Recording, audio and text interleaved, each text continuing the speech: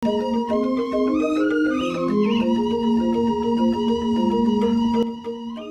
Swastiastu. Selamat pagi kita semua, dalam keadaan sehat selalu dan jangan lupa mentaati protokol kesehatan. Di awal materi ini, Ibu akan menjelaskan tentang kertas kerja atau neraca pelajar. Sekarang kita perhatikan PowerPoint berikut ini. Kita perhatikan PowerPoint dengan materi kertas kerja neraca lajur. Kompetensi dasar: menganalisis siklus akuntansi perusahaan jasa, mempraktekkan siklus akuntansi perusahaan jasa, indikator pencapaian kompetensi, menyusun kertas kerja neraca lajur. Tujuan penyusunan neraca lajur: 1. Untuk memudahkan penyusunan laporan keuangan. Yang kedua, untuk menggolongkan dan meringkas informasi dari neraca saldo dan data penyelesaian, untuk mempermudah menemukan kesalahan yang mungkin dilakukan dalam membuat jurnal penyelesaian. Kita lihat sekarang ayat jurnal penyelesaian per 31 Desember 2015. Kita lihat soal yang pertama. Diketahui nilai perlengkapan kantor di neraca saldo 750.000 dan persediaan akhir 400.000. Kita harus membuat kolom dari ayat jurnal penyelesaian, yaitu tanggal, keterangan, referensi, debit, dan kredit. Untuk menulis tanggal, kita selalu menulis pada akhir Desember, karena kita harus menutup untuk laporan keuangan selalu akhir Desember, yaitu tanggal 31 Desember.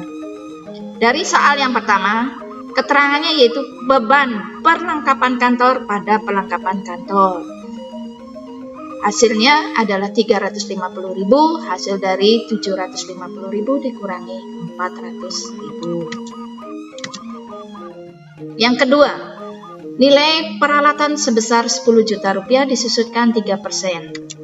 Kita tulis tanggal 31 Desember, keterangannya menjadi beban penyusutan peralatan 300.000 pada akumulasi penyusutan peralatan 300.000 di kredit. Yang ketiga, gaji dibayar setiap hari Sabtu sebesar 1.200.000 tanggal 31 Desember jatuh hari Kamis. Kita tulis tanggal 31 Desember, keterangannya menjadi beban gaji debit 800.000, utang gaji kredit 800.000. Dengan memahami kertas kerja, kita harus bisa memahami dengan mudah untuk menghitung besarnya laba rugi.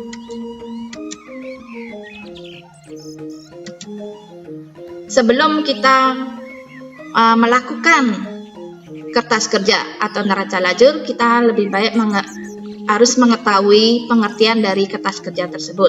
Arti dari kertas kerja adalah merupakan daftar kumpulan informasi untuk membuktikan sebuah pendapatan yang berkaitan dengan saldo akun atau pengujian transaksi. Adapun kertas kerja terdiri dari media pencatatan neraca saldo, jurnal penyelesaian, neraca saldo disesuaikan, laba rugi, dan neraca yang disusun secara logis untuk mempermudah penyusunan laporan keuangan.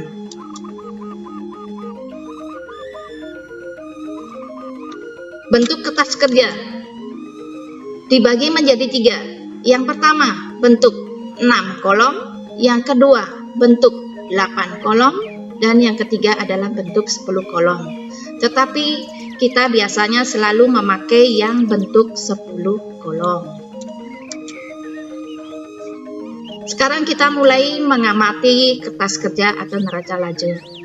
Yang diperhatikan adalah teknik postingan ayat jurnal penyelesaian yang seperti contoh tadi sudah dikerjakan atau kita bahas soalnya. Kemudian yang kedua yaitu pembuatan teknik penyusunan kertas. Perhatikan lembaran kertas kerja neraca lajur. Kita lihat di sini ada kolom neraca saldo. Neraca saldo hasilnya kita ambil dari ayat jurnal umum. Kita tulis kembali pada kolom ayat jurnal kolom neraca lajur. Kita salin semua. Kalau sudah, kita lihat ayat jurnal penyelesaian. ayat jurnal penyelesaian yang tadi kita kerjakan atau kita bahas, sekarang kita salin kepada kolom neraca lajur. Kita lihat soal yang pertama, beban perlengkapan. Pada debit kita tulis atau kita salin pada ayat jurnal, kolom ayat jurnal penyelesaian di debit. Kemudian perlengkapan kita lihat, kita tulis di bagian kredit 300.000. Soal yang kedua, kita lihat beban penyusutan peralatan di debit 350.000. Kita catat di kolom ayat jurnal penyelesaian 350.000. Kemudian akumulasi penyusutan peralatan kita catat di kredit 350.000. Soal yang ketiga, beban sewa. Beban sewa kita catat di ayat jurnal penyelesaian di debit 900.000, di kredit sewa dibayar di muka 900.000. Kemudian soal berikutnya kita lihat beban gaji kita catat di debit 500.000, utang gaji di kredit 500.000. Setelah semuanya kita tulis pada ayat jurnal penyelesaian, totalnya yaitu menjadi 2.050.000 debit dan kredit. Sekarang kita perhatikan pada neraca saldo disesuaikan.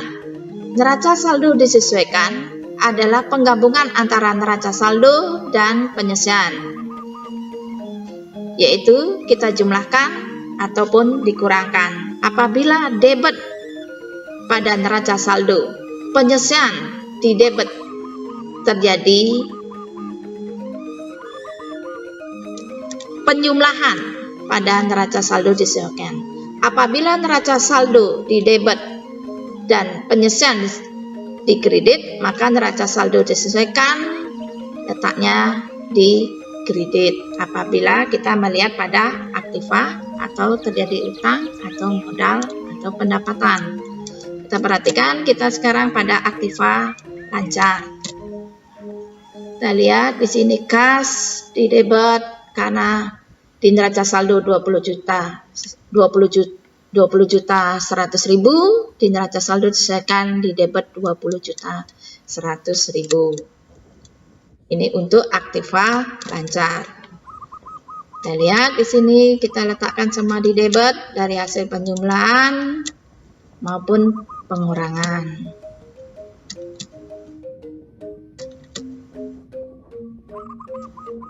Kita lihat di sini beban penyusutan peralatan.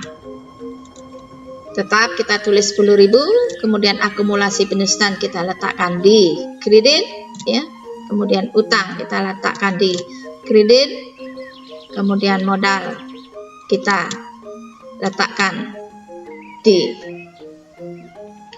kredit, privé ada di debit, dan selanjutnya. Total keseluruhan dari neraca saldo disesuaikan menjadi 39.850.000. Sekarang kita lihat pada neraca akhir. Yang bisa masuk pada kolom neraca akhir adalah aktiva lancar, utang, dan modal.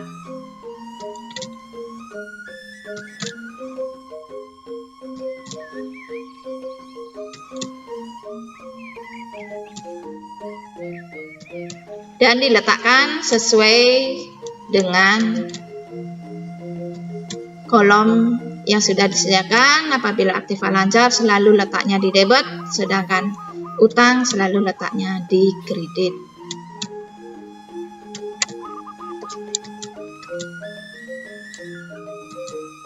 Sekarang kita melangkah pada laba rugi.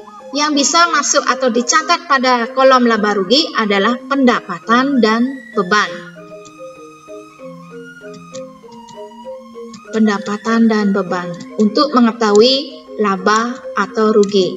Bagaimana untuk mengetahui laba? Apabila jumlah dari pendapatan lebih besar dari beban, maka dikatakan laba. Kita lihat di sini pendapatan lebih besar 15 juta, sedangkan beban 3.550.000, maka laba menjadi 11.450.000. Letaknya di debit. Sekarang dari debit harus diletakkan pada neraca akhir yang berlawanan. Kita letakkan di sebelah kredit dengan jumlah total yang sama. Jadi keseimbangan dari neraca lajur dari neraca akhir adalah 36.300.000.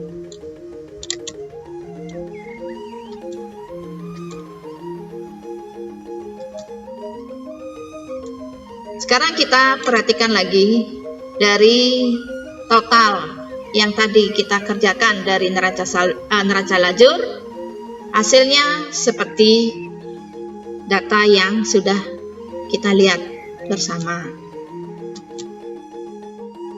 Kesimpulan, kertas kerja adalah media pencatatan neraca saldo, jurnal pengisian, neraca saldo disesuaikan, laba rugi, dan neraca yang disusun secara logis untuk mempermudah menyusun laporan keuangan. Tujuan penyusunan neraca lajur: 1. Untuk memudahkan penyusunan laporan keuangan. Yang kedua, untuk menggolongkan dan meringkas informasi dari neraca saldo dan data penyusunan. Yang ketiga, untuk mempermudah menemukan kesalahan yang mungkin dilakukan dalam membuat jurnal penyusunan.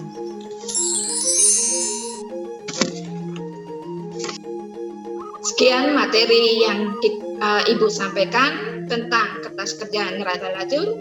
Semoga dapat dipahami dan bermanfaat. Selamat siang. Om Santi Santi Santi.